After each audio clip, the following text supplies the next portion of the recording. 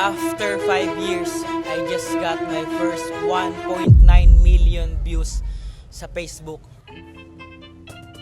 So ngayon, for 1 week, sarado yung tindahan ko kasi I've been planning this for the long form.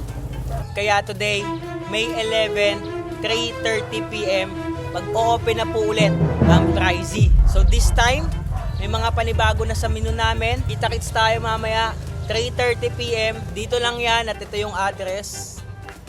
Pumunta na kayo kasi, man, you deserve to taste our Pricey, not Pricey.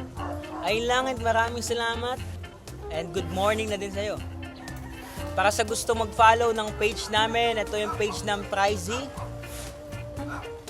Kaya, let's taste the Pricey, not Pricey today. Maraming salamat guys. Bye-bye.